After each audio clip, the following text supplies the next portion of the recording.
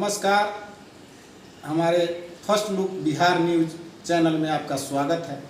हम हाजिर हैं अपने खास कार्यक्रम खास मुलाकात में। आज हम मिलते हैं गंवसरा पंचायत के पूर्व उप मुखिया प्रतिनिधि संजय राय, जो इस बार मुखिया पद के भावी प्रत्याशी हैं। चूँकि आरक्षित सीट है, इसलिए इनके परिवार से कोई आदमी मुखिया पद के प्रत्याशी होंगे, ये प्रतिनिधित्व कर रहे हैं उसका। हम उनसे बात करते हैं कि इनकी उपलब्धि क्या है। सबसे पहले हम अपने चैनल में आपका स्वागत करते हैं। आप सबों का स्वागत है, आपके चैनल का स्वागत है एवं पंचायत वासियों का भी स्वागत है।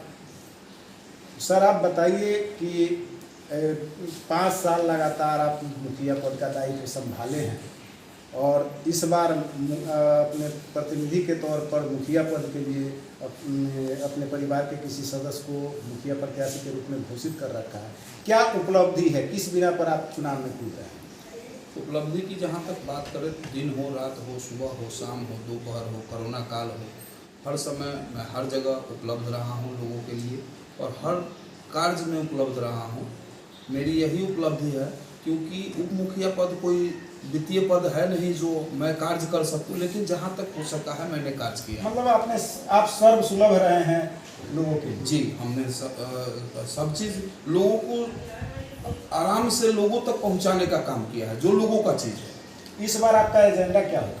मेरा सर्वप्रथम एजेंडा होगा, अगर मैं मुखिया मनोनीत, मेरे परिवार से मेरी पत्नी है मुखिया मनोनीत होती है। नाम क्या बता दें? रेखा कुमारी देवी।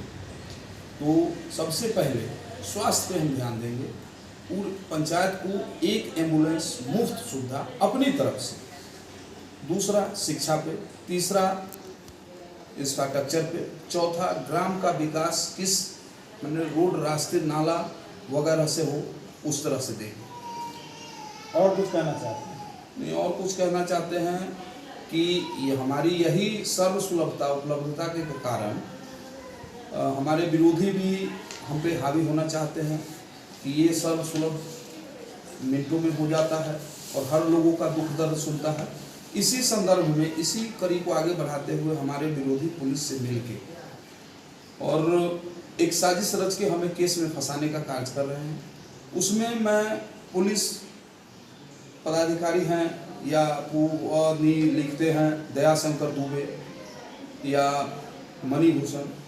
16 तारीख को एक हमारे पंचायत का मैटर हुआ था, सहनी का, राम बालक सहनी का। बच्चे का बकरी चोरी में नाम आ रहा था और पकड़ा भी गया था, लोगों ने काफी उसे मारपीट किया था।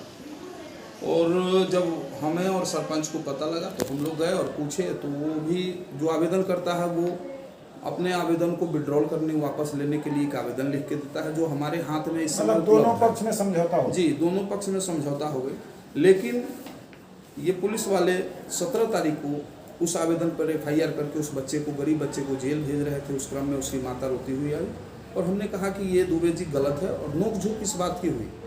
इसी का खेस निकालने के लिए उन्होंने मेरे गांव में एक दारू पकड़ाता है 20 तारीख को और एक एविडेंस उनके पास मिलता है, क्योंकि उसके पिता, उस लड़के के पिता फाइनेंशियल प्रॉब्लम था, गाड़ी वगैरह का मैटर था। तो वो हमें फ़ोन किए थे 10:46 पर और फिर ये 1:36 पर दिखा रहा है जैसा मेरे फ़ोन से है, कहीं भी नहीं है।